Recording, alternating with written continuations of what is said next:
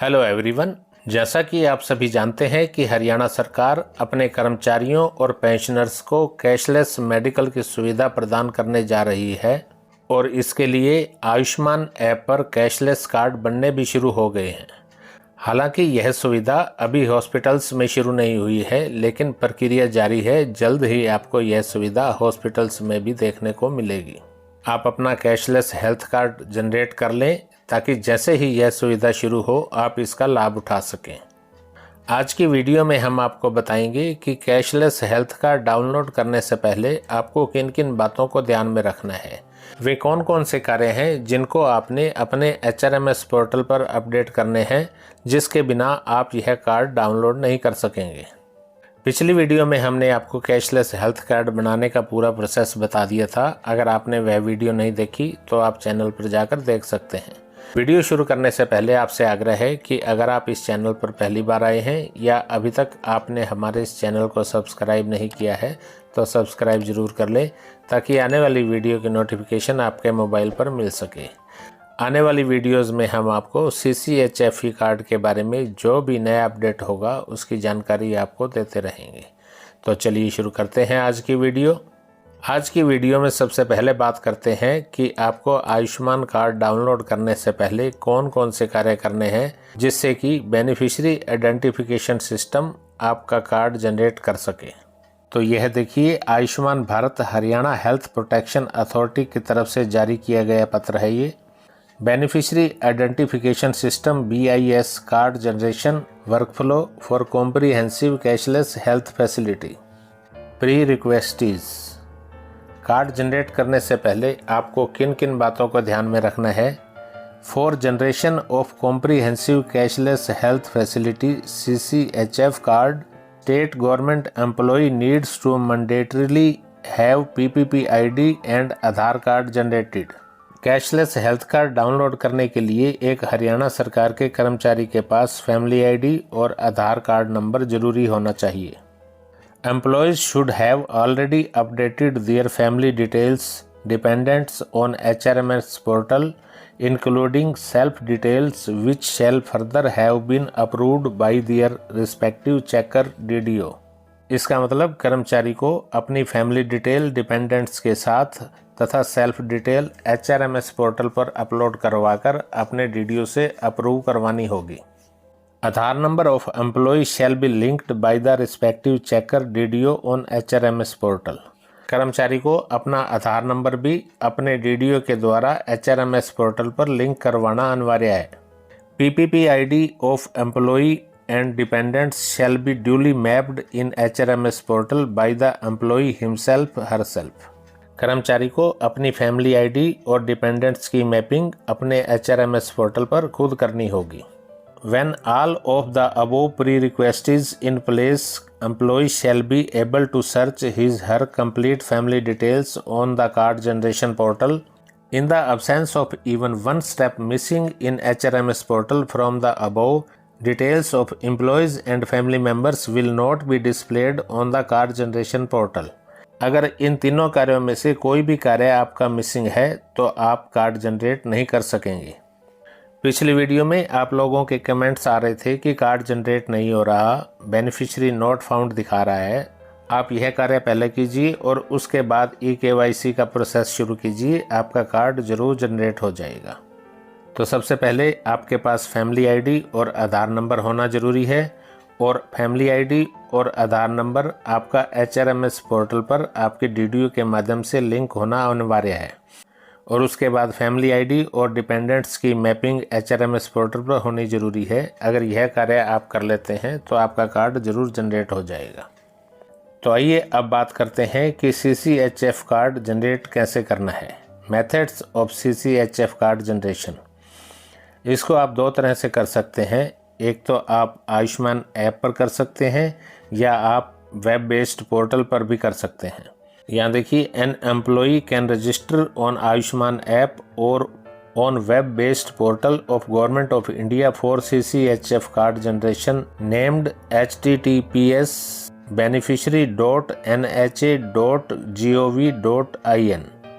और इसके अलावा आप अगर ऐप डाउनलोड करके करना चाहते हैं तो Ayushman app is available on Google play store for doing eKYC and downloading of the CCHF card. Google play store पर भी यह ऐप उपलब्ध है, आप वहां से भी डाउनलोड कर सकते हैं। The app may be downloaded for the same steps to do eKYC and downloading of CCHF card remain exactly the same on Ayushman app as on web-based portal। Web-based portal तथा Ayushman app पर same step eKYC करने के हैं, आप इनमें से किसी एक पर कर सकते हैं। जैसे ही आप गूगल प्ले स्टोर खोलेंगे, वहां से आयुष्मान ऐप सर्च करके ओपन करेंगे तो आपके सामने इस तरह का पेज खुलेगा। Following are the steps of card generation doing eKYC and downloading of the CCHFE card. आपने कार्ड डाउनलोड करने के लिए इस तरह की प्रक्रिया करनी है। An employee may login to BIS portal, इस पोर्टल पर आप लॉगिन कर सकते हैं। And select beneficiary radio button, beneficiary के बटन को सेलेक्ट करेंगे। As shown below will login by using his her mobile number, mobile OTP and captcha. जैसे ही आप आयुष्मान ऐप या वेब पोर्टल पर जाएंगे तो आपके सामने इस तरह का पेज खुलेगा। आप यहां सबसे पहले बेनिफिशियरी बटन पर क्लिक करेंगे, उसके बाद मोबाइल नंबर डालेंगे, मोबाइल पर एक OTP आएगा, OTP डालकर मोबाइल वेरीफाई करेंगे। उसके बाद कैप्चा डालकर यहां लॉगिन पर क्लिक करेंगे तो आपके सामने इस तरह का पेज खुलेगा। यहां पर आपको सबसे पहले आपने PMJAY स्कीम सेलेक्ट करनी है। स्टेट एज हरियाणा, स्टेट में हरियाणा सेलेक्ट करना है। सब स्कीम में अगर आप एक कर्मचारी हैं तो CCHFE सेलेक्ट करेंगे। अगर आप हरियाणा सरकार के पेंशनर हैं तो CCHFE पेंशनर का कॉलम आ गया है, आप वह सेलेक्ट करेंगे। उसके बाद आप डिस्ट्रिक्ट सेलेक्ट करेंगे। Under search by drop down beneficiary में select any of the 3 field for searching. उसके बाद बेनिफिशियरी को सर्च करने के लिए आपके पास 3 ऑप्शन आएंगे, एम्प्लॉय ID, फैमिली ID और आधार नंबर। आप इन तीनों में से कोई एक सेलेक्ट कर सकते हैं। और अगर आप पेंशनर हैं तो आपके सामने आधार नंबर और फैमिली ID का ऑप्शन आएगा, आप उन दोनों में से कोई एक सेलेक्ट कर सकते हैं। We are showing the next steps after selecting and entering pay code from above 3 options and family details will be shown as below with an option to proceed with eKYC under action button। आप अपना पे code या आधार card या family ID इसमें enter करने के बाद आपके सामने इस तरह का पेज खुलेगा। आप यहाँ eKYC बटन पर एक्शन ले सकते हैं। eKYC बटन पर क्लिक करने के बाद आपके सामने इस तरह का पेज खुलेगा। अगर आप खुद बेनिफिशियरी हैं और अपना eKYC कर रहे हैं तो आपको आधार OTP चुनना चाहिए। बाकी दोनों ऑप्शन ऑपरेटर लॉगिन यानी CSC सेंटर वाले यूज़ करते हैं, तो आपको eKYC करने के लिए आधार OTP पर जाना चाहिए। If selected Aadhaar OTP and clicked on verify, Aadhaar OTP select करने के बाद आप वेरीफाई पर क्लिक करेंगे। An OTP will be received on Aadhaar linked mobile number, आपके आधार लिंक मोबाइल नंबर पर एक OTP आएगा। Also an another OTP will be received on the mobile number through which beneficiary has logged in, एक दूसरा OTP भी आपके दूसरे mobile पर आएगा जिससे आपने मोबाइल नंबर बेनिफिशियरी के रूप में लॉगिन किया है।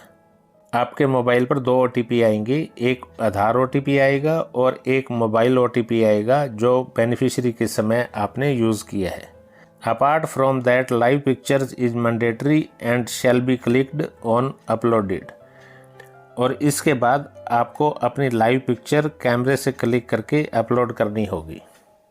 Along with that, same additional details as shown below with current address will be required to enter and mobile number can be verified which will become the contact number for all future communications।